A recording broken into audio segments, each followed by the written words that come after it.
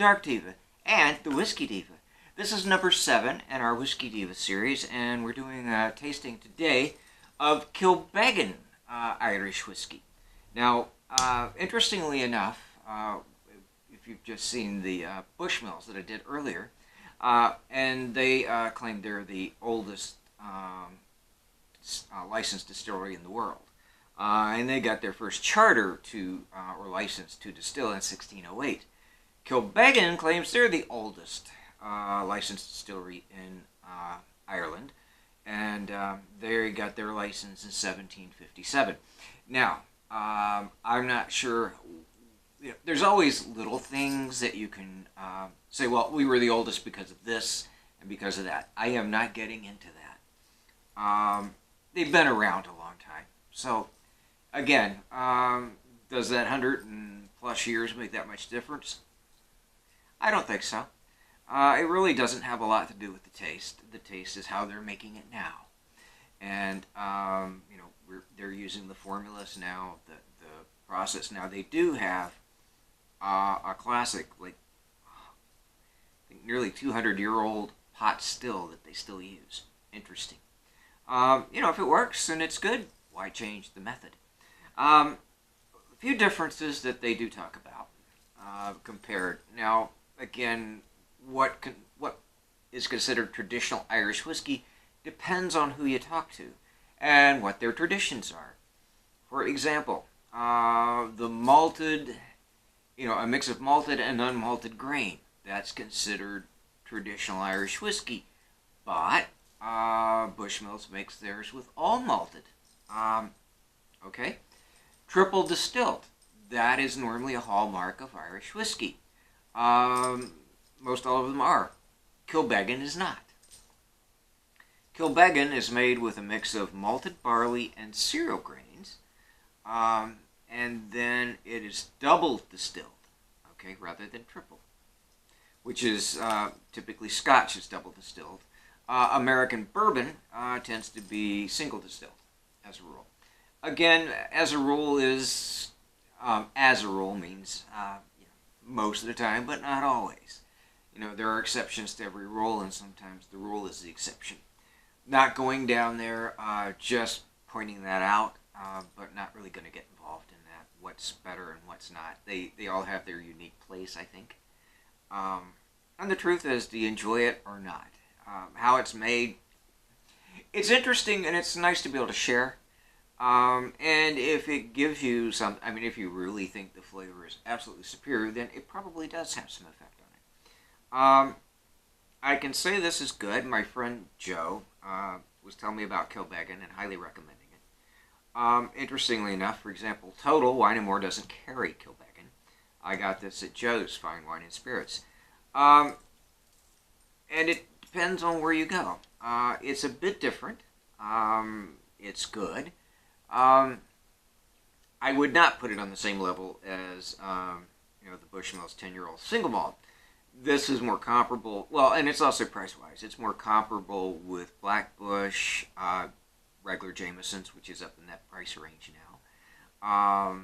But so is the Irishman. It's $29.99. Now the Irishman Founder's Reserve was like $32. So it's close. A little bit more. I think it's probably a little bit smoother, but that's a relative thing. I think, but there are a lot in the 29 to 32 range. And again, the price will depend on where you are and what type of store you buy it at. There are some places discount a lot, some places don't. Some places the liquor tax is way through the ceiling. The varieties of things that make it expensive or not, they're out everywhere across the board. So you have to price it where you're at and then make your comparisons there. They do age it in bourbon barrels that were used for bourbon first, which make generally they're American oak charred, and they're aged a minimum of 3 years to get the Kilbeggan. Whiskey aging is it varies unless it's single malt, for example, or a specific blend. Like Redbreast, it's 12 years, which actually has more than that, but 12 years is the youngest whiskey in it. which is typical in most, like any blend. It starts with whatever the youngest whiskey is, what's on the bottle as to the age, if it even, some don't even specify the age. Anyway, when you get to it, it's all about the taste. It's about the aroma notes, how they translate into the flavor, and how smooth it is to drink. Now, my usual, I got a 1 finger of Kilbeggan, and literally a couple of drops of water, and I do mean drops, and an ice cube. And it's a big glass, so it has an opportunity to swirl around and release the flavor notes, and you can catch them coming up. Pretty much the way you would drink it at home, which is the way I enjoy it. Okay, so there's a little bit of a citrus, springtime, summer freshness sort of thing. And that's kind of a nebulous sort of thing, but you can tell it's there. And the next thing you get is the sweetness. There is that honey, and that is a common theme in most Irish whiskeys that I've run across. There is that bit of honey. And I don't know if it's from the malted barley, what specifically brings it. Now, I know for example, the sweetness in American bourbon comes from corn. Anything made with corn is going to be sweet because that corn is just a very sweet form of grain.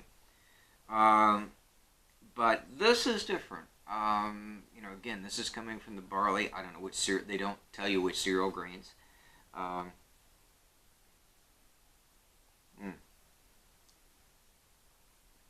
Now the taste is a little bit bright in the front, but smooth.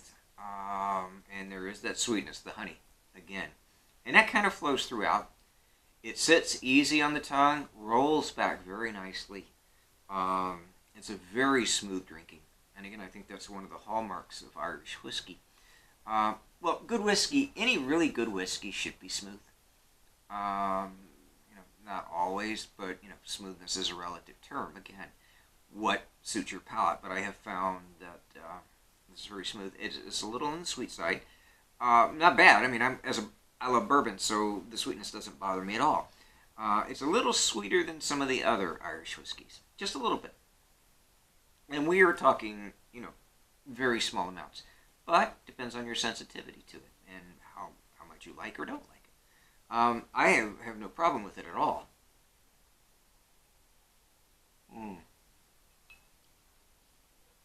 That's good.